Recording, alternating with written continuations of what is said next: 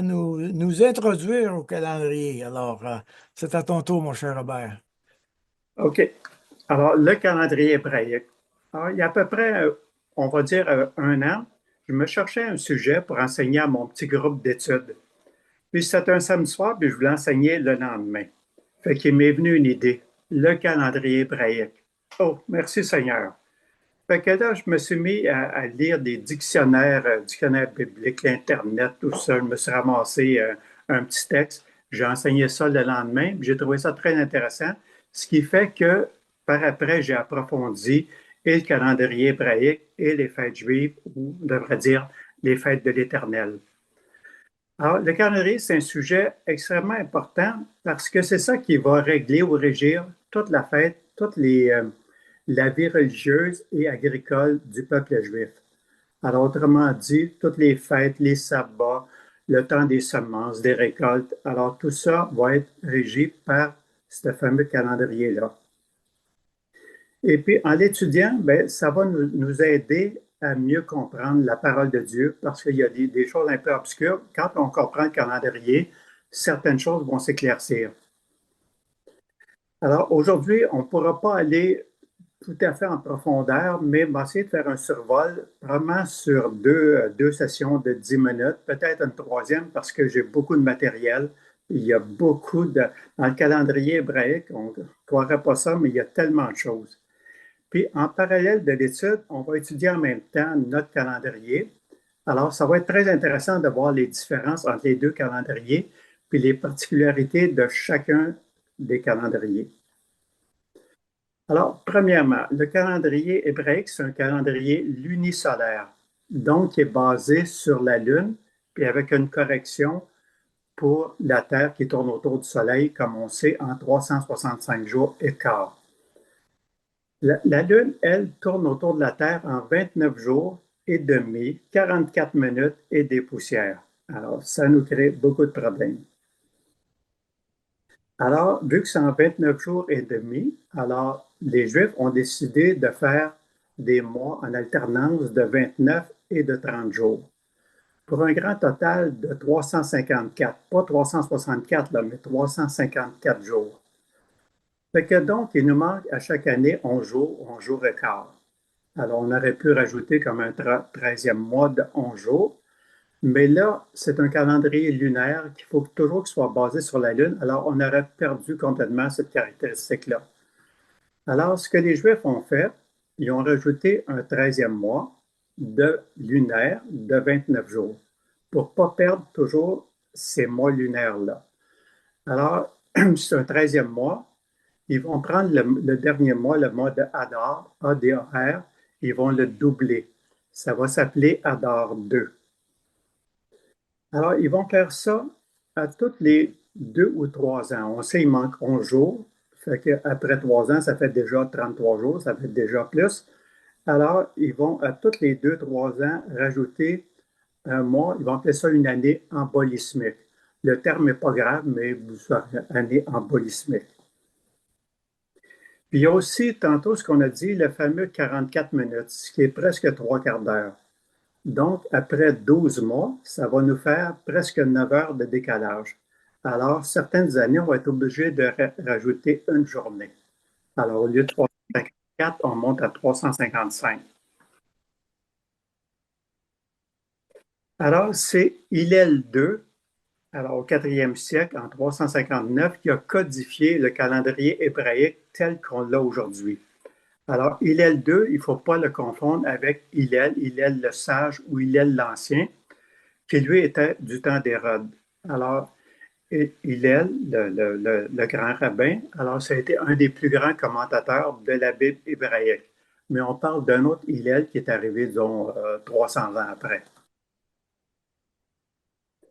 Alors, ce fameux Hillel-là, alors c'est lui qui a calculé les années où on devait rajouter un 13e mois. Alors, lui, il a calculé que sur une période ou un cycle de 19 ans, on va faire ça 7 fois. Alors, la troisième année du cycle, on va rajouter un 13e mois. Ça va être la sixième, la huitième, la onzième, la quatorzième, la 17e, la 19e année du cycle de 19 ans. on rajoute un 13e mois. À ce moment-là, on trouve avoir un calendrier balancé qui se corrige. Mais ce qui fait qu'une année hébraïque peut varier même si on a parlé de 354 tantôt, au minimum, ça peut même 353 jours. Mais c'est pas grave, mais ça peut aller jusqu'à un maximum de 385 jours. Alors, ça nous complique les choses. Alors, ça peut peut-être expliquer pourquoi il y a 54 parachas. C'est moi qui, parce que je me posais la question, pourquoi pas 52 parachas? Il y a 52 sabbats. Il peut y avoir dans une année embolismique 54 sabbats. Donc, ça nous prend un peu plus de parachas.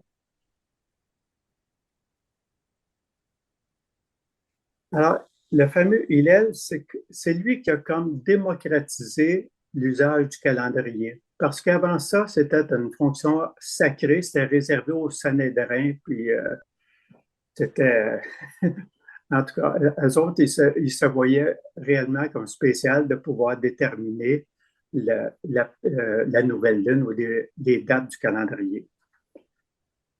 OK, ça c'est l'introduction. Maintenant, on va regarder les mois.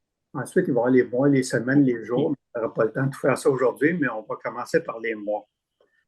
Alors, Dieu a créé le soleil et la lune pour séparer les temps. On voit ça dans Genèse 1,16. Ça nous dit, Dieu fit les deux grands luminaires, le plus grand luminaire pour présider au jour, le plus petit luminaire pour présider à la nuit. Il fit aussi les étoiles. Mais mon verset préféré pour les mois, c'est dans Psaume 104, le verset 19. Il a fait la lune pour marquer les temps. Donc, il a fait la lune pour marquer les temps. Alors, c'est Dieu qui a décrété que la lune servirait à déterminer les lois. Alors, puis en même temps, ça fait pour les Juifs un repère simple pour distinguer les mois. Ils ont juste regardé la nuit.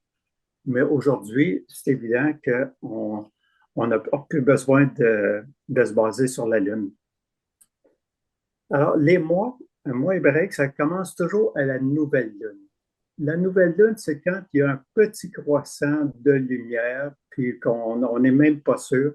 Alors, ça, c'est le jour 1 du mois. Et puis, ce qui fait que, rendu à la moitié du mois, on est toujours à la pleine lune. Alors, Pâques, la Pâque juive qui tombe le 14 de Nissan, on est toujours à la pleine lune.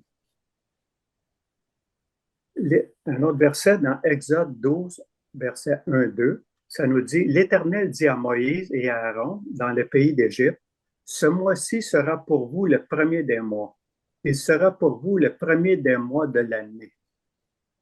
Alors, Dieu a décrété que le premier mois de l'année serait le mois de Abib. Alors, qui a été changé par après par Nissan. Alors, on va employer maintenant Nissan parce que les Juifs actuellement vont parler du mois de Nissan, mais dans la Bible, on va trouver, surtout dans la Bible anglaise, le mot Abib, le mot Abib. Dans nos Bibles en français, comme la Louis II, ils vont parler du mois de l'épi. Alors, je trouve que c'est une très mauvaise traduction de l'épi de l'étain. L'épi, en réalité, c'est le mois de l'épi de l'orge, parce que l'orge était la première céréale arrivée au printemps en Israël. Mais je ne sais pas pourquoi ils ont appelé ça le mois de l'épi. Ça aurait été plus simple de dire, comme les autres Bibles, ou la Darby, le mois de Abib. Alors, ça, c'est au printemps. Ça correspond, nous autres, à nos mois de mars et avril. Alors, Dieu a décrété ça parce que c'est le mois de la sortie d'Égypte pour les Juifs. Alors, comme on a vu le verset là, dans le pays d'Égypte. Alors, c'est important parce que c'est le passage de l'esclavage à la liberté pour les Juifs. Alors, pour les Juifs, là, ils vont revivre cette sortie-là d'Égypte. C'est plus qu'un souvenir, ils vont comme le revivre, l'actualiser, puis ils vont le raconter à leurs enfants. C'est extrêmement important. Ils vont avoir un rituel extrêmement riche et symbolique que probablement le pasteur Gabizon va expliquer beaucoup plus tard. Mais Pâques, c'est une fête magistrale en Israël. Alors, nos trois premières fêtes dans ce mois-ci, dans le mois de Nissan, alors c'est Pâques, pain sans levain, prémisse, c'est les trois fêtes du printemps, plus Pentecôte. Je peux vous donner un petit moyen, les mots techniques pour vous en souvenir. Alors, 5 P. printemps, Pâques, pain sans levain, prémisse, Pentecôte. Alors, si ça peut vous aider, moi ça m'aide. Alors, la Pâque doit toujours arriver après l'équinoxe du printemps.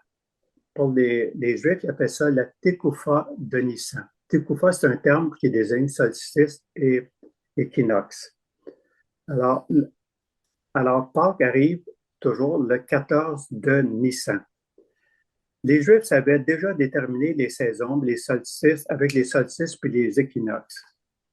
C'est que Dieu a pourvu les saisons en donnant une inclinaison, on va être un peu technique, de 23,5 degrés à l'axe de rotation de la Terre.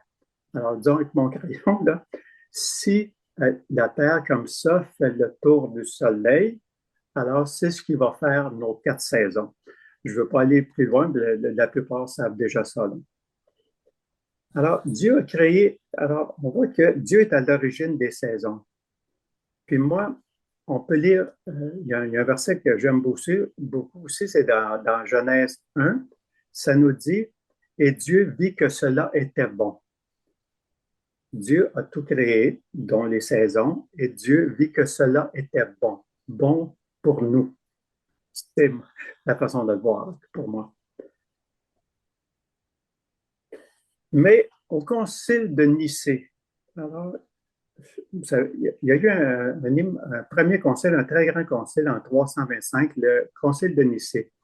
Les théologiens ont décidé déjà de se dissocier des Juifs et des fêtes juives. Alors, déjà, il y avait un début d'antisémitisme, déjà dans les premiers siècles. Ils ont donc choisi de faire un autre genre de calcul pour arriver à la date de Pâques. Alors, ils ne calculent pas de la même façon. C'est pour ça que Pâques et la Pâque juive et la Pâque chrétienne n'arrivent pas en même temps. Mais il y a aussi le fait que les théologiens voulaient que Pâques, la Pâque chrétienne arrive toujours un dimanche. Tandis que le 14 de Nissan peut arriver un lundi, mardi, mercredi. Alors, mais notre Pâques va toujours tomber un dimanche. Pour des raisons qu'on n'expliquera pas beaucoup, alors, les Juifs ont décidé, eux autres, que le premier mois de l'année civile, alors Nissan, c'est le premier mois de l'année religieuse, mais le premier mois de l'année civile, c'est le mois de Tishri, qui est le 7e mois à partir de Nissan. Alors, ça, c'est à l'automne. Ça correspond dans notre calendrier à septembre-octobre. Une des raisons qu'ils ont pris le mois de Tishri, c'est qu'ils considèrent que Dieu a créé le monde au mois, les 6 jours de la création, au mois de Tishri. C'est une des raisons. Alors, le premier du mois de Tishri, pour eux, c'est la nouvelle année. Alors, ils vont appeler ça le Rosh Hashanah. Alors, alors c'est début, premier, tête, tout ça. Donc, le début de l'année, Rosh Hashanah. Mais cette fête-là, vous ne la trouverez pas dans la Bible. C'est une fête civile. Vous allez trouver plutôt fête des trompettes dans Lévitique 23 ou en hébreu, le Yom pour jour, Yom Teruah. Alors, fête des trompettes. Alors, comme cette fête est le premier du mois, c'est extrêmement difficile de déterminer le premier croissant de lune si c'est une nuit nuageuse ou pour toutes sortes de raisons où ça n'arrivait pas exactement à l'heure. Alors, les Juifs, comme on sait qu'ils sont très légalistes, alors, pour ne pas se tromper, ils ont mis ça sur 2 jours. Alors, ils vont le fêter sur 2 jours. Mais ici, dans la diaspora aussi, ça crée toujours un problème parce que, pensez à Montréal et Jérusalem, il y a déjà 7 heures de décalage. Quand à Montréal, on est à midi, à Jérusalem, ils sont déjà à 19 heures. Puis si c'est à Vancouver, à Los Angeles, c'est encore pire. Alors, c'est pour ça que certaines fêtes, d'un fois, dépendant des traditions juives, vont être célébrées, je ne sais pas, disons, un jour avant ou après, peu importe. Alors, les fêtes du Yom Kippour, expiation, de Sukkot, la fête des tabernacles, sont aussi dans le mois de Tishri. Alors, c'est les 3 fêtes d'automne. Alors, on avait les 3 fêtes du printemps, ensuite Pentecôte, les 3 fêtes d'automne. La Bible, elle ne mentionne pas beaucoup de noms de mois. Puis de toute façon, ces noms-là ont été changés après l'exil de Babylone en d'autres noms. Mais on se souvient juste, on a parlé le mois d'Abib qui a été changé au mois de Nissan. Et les Juifs, ils numérotaient les mois. Le mois 1, 2, 3, 4, 5. Alors, c'est le même qui se débrouillait.